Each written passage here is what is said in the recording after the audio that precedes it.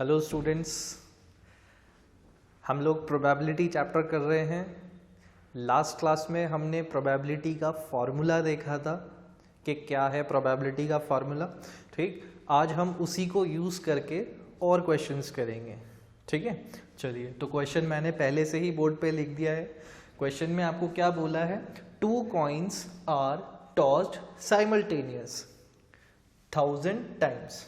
ठीक, इसका क्या मतलब है कि हमने 2 कॉइन्स लिए। ठीक, तो देखो मैंने आपको बताया था कॉइन्स जब भी होंगे तो अनबायस्ड होंगे। ठीक, कोई भी चीज़ बायस्ड नहीं होगी, अनबायस्ड कॉइन्स है, यहाँ पर लिखा हुआ नहीं है बट वो अंडरस्टूड है। ठीक, तो 2 कॉइन्स को हमने क्या किया, एक साथ टॉस किया। ठीक, जैसे एक कॉइन लिया, दूसरा कॉइन लिया, दोनों को एक साथ टॉस किया। ठीक, तो ऐसा हमने उन 2 कॉइन्स को कितने टाइम्स टॉस किया? 1000 टाइम्स टॉस किया। ठीक, और टॉस कर करके जो भी आउटकम आ रहा था उन दोनों कॉइन्स पे, उसको हम रिकॉर्ड करते गए। ठीक, तो यहाँ पर ये सारा डेटा हमने क्रिएट कर लिया कि 2 हेड्स जो है वो 200 टाइम्स आया, 1 हेड जो है वो 555 टाइम्स आया, and no head comes at 240 times. तो ये नो हेड, 1 हेड, 2 हेड क्या है, इसको भी समझ लेते हैं। ठीक, जैसे भाई मैं आपको बता रहा हूँ कि जब 2 कॉइन्स को हम टॉस करते हैं तो क्या क्या पॉसिबल आउटकम्स हो सकते हैं, है ना। तो देखो, हो सकता है कि फर्स्ट कॉइन पे हेड आ जाए, एच से डिनोट कर रहे हैं हम हेड को, और जो दूसरा कॉइन है उस पर भी क्या आ गया हो, हेड आ गया हो। ठीक, तो दोनों ही कॉइन्स पे हेड आ गया तो हमने इसको बोला 2 हेड्स। ठीक, तो ऐसा वाला आउटकम जिसमें दोनों पे हेड आया, ऐसा 200 टाइम्स हुआ। ठीक, फिर या तो ये पॉसिबिलिटी हो सकती है कि भाई फर्स्ट कॉइन पे तो हेड आ जाए और सेकंड कॉइन पे टेल आ जाए, पॉसिबल है। ठीक, या फिर ऐसा हो सकता है कि फर्स्ट कॉइन पे टेल आया हो और सेकंड कॉइन पे हेड आया हो, ऐसा हो सकता है। दोनों पॉसिबिलिटीज है, दोनों अलग अलग है। इसमें फर्स्ट कॉइन पे हेड आया है और यहाँ पर फर्स्ट कॉइन पर टेल आया है। ठीक, दे बोथ आर डिफरेंट। लेकिन इस केस में आप देखो, इन दोनों में ही सिर्फ एक ही हेड आ रहा है, तो 1 हेड वाला केस जो है वो ये है। तो ऐसा 1 हेड जो आए हैं वो 550 टाइम्स आए हैं। ठीक है, फिर उसके बाद उन्होंने बोला नो हेड। ठीक, तो अब देखो यहाँ पर ये पॉसिबिलिटी हमने देख ली, और ऐसा भी तो हो सकता है कि दोनों पर ही क्या आया हो, टेल आया हो, क्योंकि दोनों कॉइन्स पे टेल आ सकता है। तो इस केस में कोई हेड नहीं आया, तो फिर ये वाला जो केस है वो नो हेड वाला केस है। ठीक, जिसमें कोई टेल नहीं आया कॉइन्स पर। तो ऐसा कितनी बार हुआ? 240 टाइम्स, जब दोनों ही कॉइन्स पे क्या हो गया, टेल हो गया। ठीक, तो ये पॉसिबिलिटीज हैं 2 कॉइन्स को टॉस करने पर। ठीक, और इस कलेक्शन को आप देखो, मैंने इसको कर्ली ब्रैकेट के अंदर रखा है। इस कलेक्शन को हम बोलते हैं सैंपल स्पेस। सैंपल स्पेस, ठीक है। तो ये हमारा सैंपल स्पेस है। जब 2 कॉइन्स को आप टॉस करोगे तो ये पॉसिबल आउटकम्स हो सकते हैं। ठीक, तो अब हमने तो कॉइन को 1000 टाइम्स टॉस किया हुआ है यहाँ पर। ठीक, और उसके हमने आउटकम्स नोट डाउन कर लिए हैं। अब वो आपसे पूछ रहे हैं find the probability of occurrence of each of these events. इन सभी इवेंट्स के, इनके होने की हमें क्या करना है, प्रोबेबिलिटी कैलकुलेट करनी है। ठीक, तो प्रोबेबिलिटी का फॉर्मूला हमने जो लास्ट टाइम पढ़ा था, प्रोबेबिलिटी ऑफ इवेंट। ठीक, E for event is equals to क्या था, number of trials in which event E occur। ठीक है, इतने कितने ट्रायल्स जिनमें इवेंट E occur हुआ हो, है ना, upon total number of trials. Total number of trials. ठीक, तो आप यहां पर देखो कि हमने टोटल कितनी बार कॉइन्स को टॉस किया है, 1000 टाइम्स। तो यहां पर हमारे टोटल नंबर ऑफ ट्रायल्स कितने हो गए, टोटल नंबर ऑफ ट्रायल्स हमारे हो चुके हैं 1000।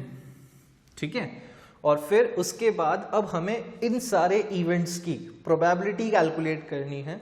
ठीक, तो इनकी प्रोबेबिलिटी कैलकुलेट करें तो प्रोबेबिलिटी ऑफ गेटिंग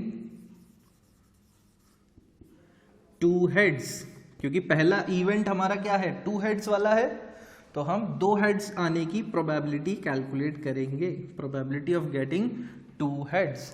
ठीक, इसको हम E1 से डिनोट कर दें, ठीक है, इस इवेंट को। ठीक, तो यहां पर क्या हो जाएगी probability P of E1, P of E1, event 1। ठीक, ये इवेंट 1 है, आप इसको A B C बोल सकते हो, है ना, कि ये इवेंट A हो गया, ये इवेंट B हो गया, ये इवेंट C हो गया, बोल सकते हैं ऐसा। हमने E1 से डिनोट कर दिया। तो प्रोबेबिलिटी ऑफ E1 हम कैलकुलेट कर रहे हैं, तो भाई आप देखो number of trials in which event E awkward. ठीक, 2 बार हेड कितने ट्रायल्स में आया हमारे 210 टाइम्स जो है हमारे 2 हेड्स आए, तो हमारे यहां पर ये हो जाएगा 210 और अपॉन में total number of trials, total trials हमने कितने लिए 1000, तो हमारी प्रोबेबिलिटी हो गई 210 अपॉन 1000। आप चाहो तो इसको डेसिमल में कर लो, ठीक, या फिर फ्रैक्शन में भी छोड़ सकते हैं, 21 अपॉन 100 सिंप्लीफाइड फॉर्म यही होगी, या फिर आप डेसिमल में कर लें इसको कन्वर्ट 0.21। ठीक है, दोनों तरह से आप आंसर को छोड़ सकते हैं। चलिए नेक्स्ट पार्ट की, इसकी नेक्स्ट इवेंट की प्रोबेबिलिटी कैलकुलेट करें तो क्या हो जाएगी प्रोबेबिलिटी ऑफ गेटिंग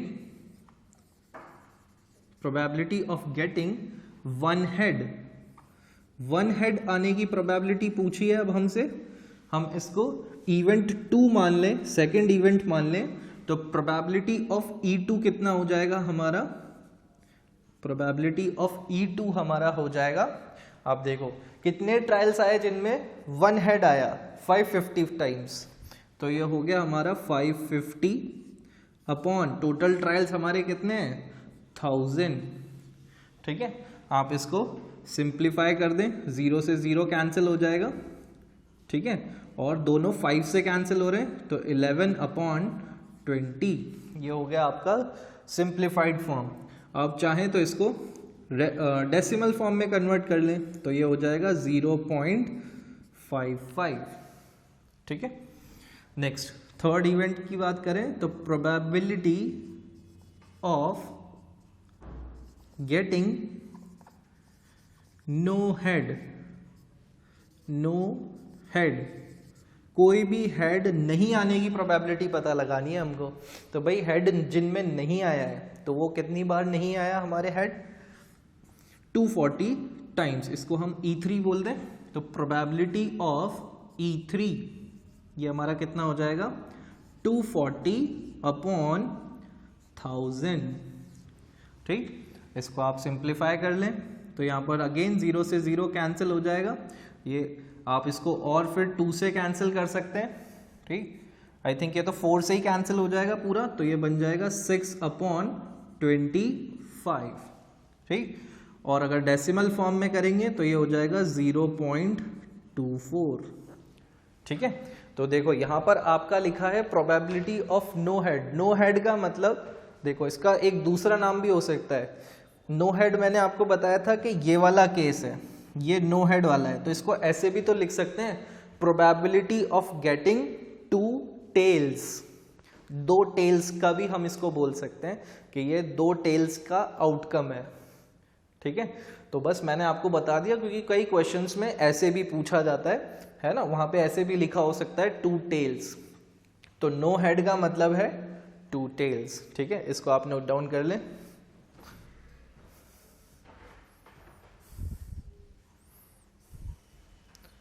चलिए आगे बढ़ते हैं, नेक्स्ट क्वेश्चन जो है वो भी कुछ कुछ ऐसा ही है ना।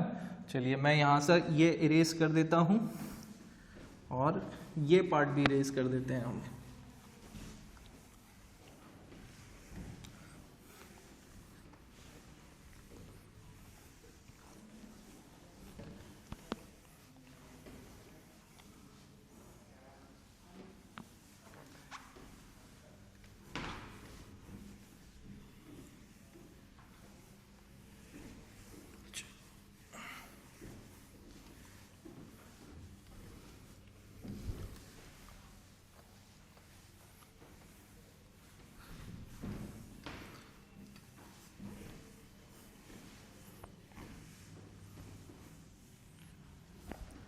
अब नेक्स्ट क्वेश्चन में आपसे क्या बोला जा रहा है, देखो क्वेश्चन कुछ कुछ ऐसा ही है, बस अब थोड़ा सा उन्होंने चेंज कर दिया।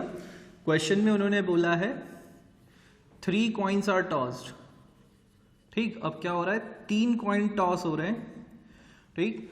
और 3 कॉइन्स को कितने टाइम्स टॉस किया गया है, 200 टाइम्स, ठीक।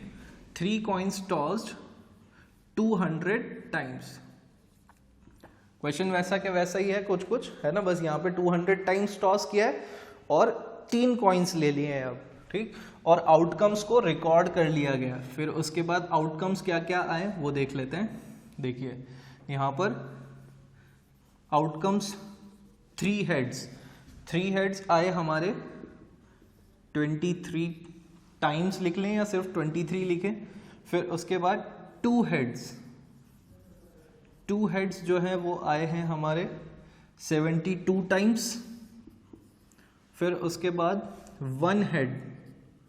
1 हेड जो है हमारे पास आया है 77 टाइम्स। और उसके बाद नो हेड वाला जो केस है, यानी कि 0 हेड, नो हेड वाला हमारा केस है 28 टाइम्स, ठीक है। तो इस तरह से हमारे पास यहाँ पर रिकॉर्ड है, ठीक, हेड्स का अलग अलग 200 टाइम्स कॉइन को टॉस किया गया है, ठीक। तो आप इन सबको जब टोटल करेंगे तो आपको 200 ही मिलेगा, है ना। आप कैलकुलेट करके देख लेना। अब मैं आपको समझा देता हूँ कि 3 हेड्स, 2 हेड्स, 1 हेड, 0 हेड कैसे आए। देखो इसका हम सैम्पल स्पेस बनाएं तो यहाँ पॉसिबिलिटी क्या क्या हो सकती है आउटकम्स की। सैम्पल स्पेस देखो, हो सकता है कि फर्स्ट कॉइन पे हेड आए, सेकंड पे भी हेड और थर्ड पे भी हेड, तीनों ही कॉइन्स पे क्या आ जाए, हेड आ जाए। या फिर ऐसा हो सकता है कि फर्स्ट पे हेड, सेकंड पे हेड और थर्ड वाले पे टेल, पॉसिबल है। या फिर ऐसा हो सकता है कि फर्स्ट पे हेड, सेकंड पे टेल और थर्ड पे हेड, ठीक। या फिर ऐसा हो सकता है कि फर्स्ट कॉइन पे टेल और बाकी दोनों पे हेड आ जाए, पॉसिबल है बिल्कुल, है ना। उसके बाद मैं इधर लिख रहा हूँ बाकी के आउटकम्स। या फिर ऐसा हो सकता है कि फर्स्ट कॉइन पे हेड हो और बाकी दोनों पे टेल हो। या फिर पहले पे टेल, सेकंड पे हेड, थर्ड पे टेल, या फिर फर्स्ट 2 पे टेल और थर्ड वाले पे हेड हो।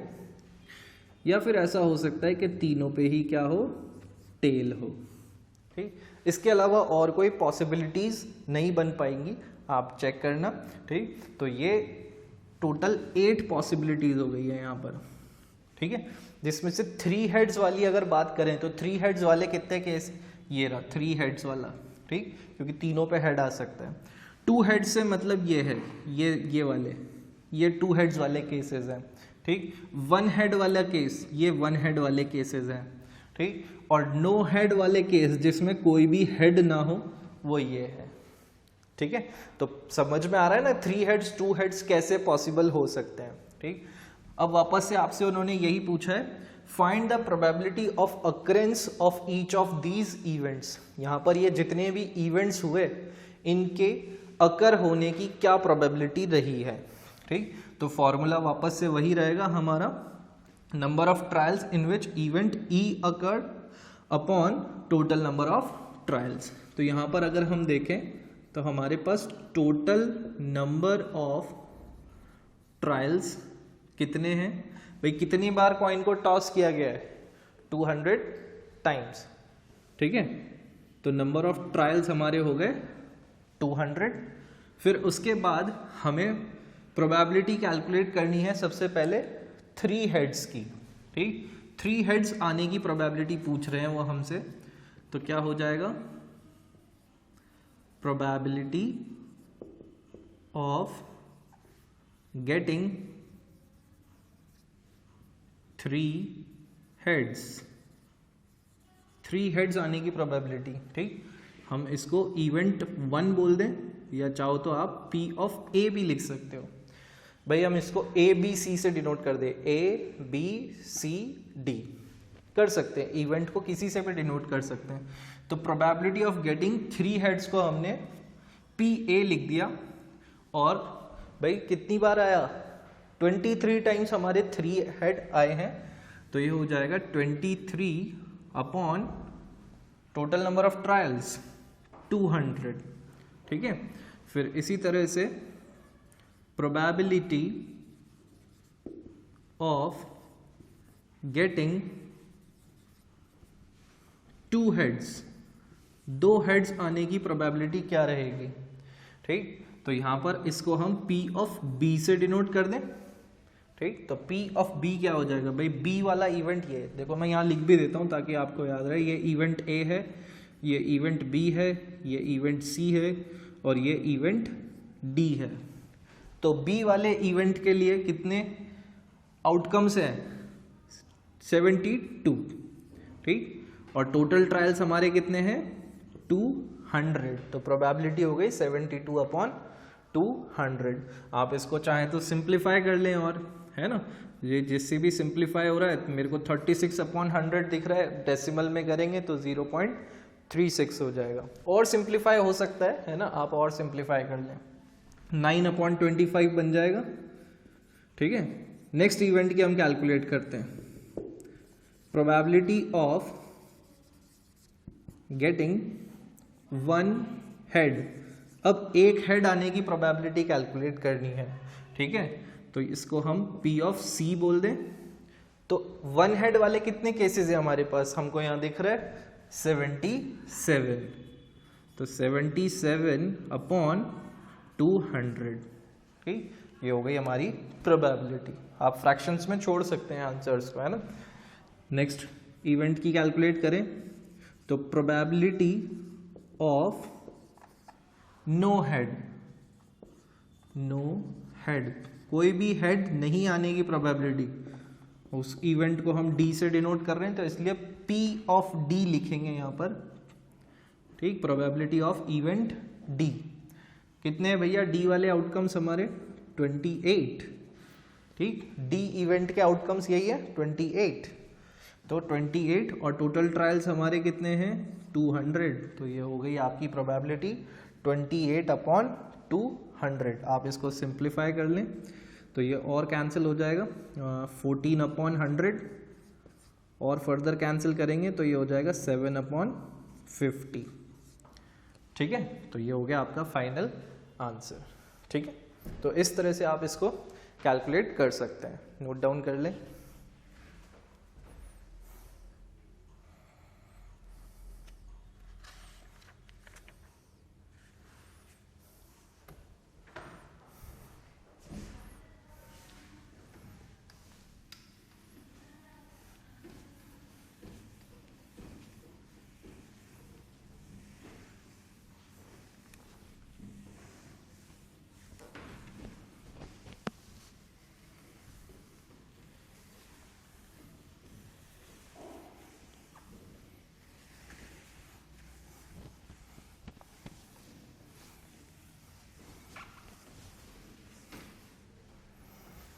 चलिए नेक्स्ट क्वेश्चन लिखें।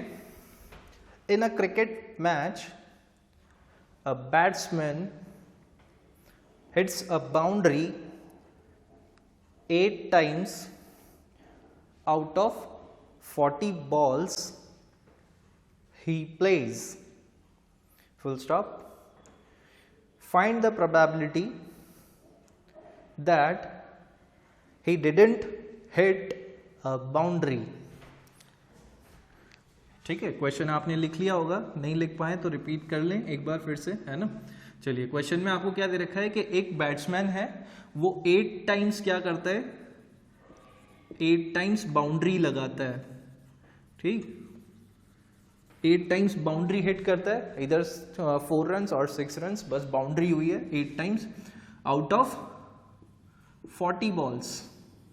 40 बॉल्स कह लें या 40 टाइम्स कह लें, है ना।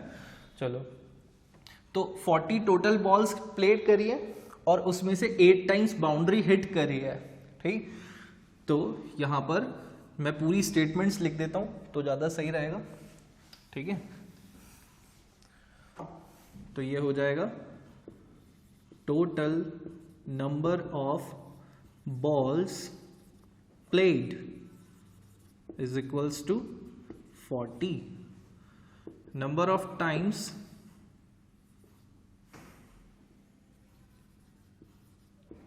हिट्स बाउंड्री, बाउंड्री कितने टाइम्स हिट करी? 8 टाइम्स। ठीक, तो अब वो आपसे पूछ रहे हैं probability of not hitting a boundary, that he didn't hit a boundary, hit नहीं करने की प्रोबेबिलिटी पूछ रहे हैं। तो हम ये कैलकुलेट कर सकते हैं कि कितनी बार उसने बाउंड्री हिट नहीं करी है, number of times he didn't hits boundary. क्या ये हम कैलकुलेट कर सकते हैं? बिल्कुल कर सकते हैं भाई। टोटल 40 बॉल्स खेली हैं, उसमें से 8 टाइम्स बाउंड्री हिट किया है, तो कितनी बार नहीं किया? 40 minus 8, that is equals to 32।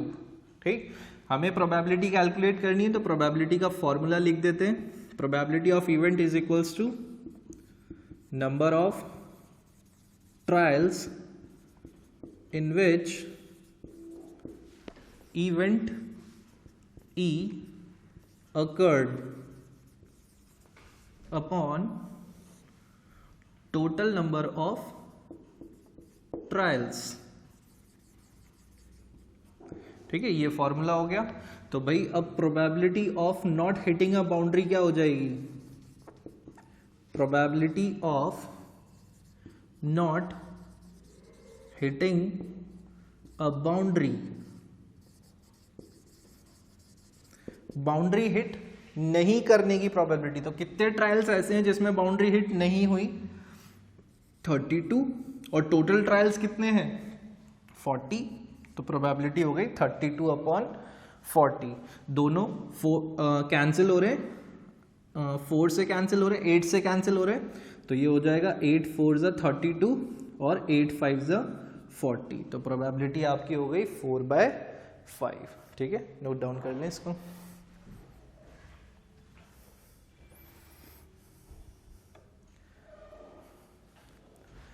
Okay, तो आज के लिए हम बस इतना ही रखते हैं। We will meet in the next class. Till then take care of yourself and keep studying. Bye bye.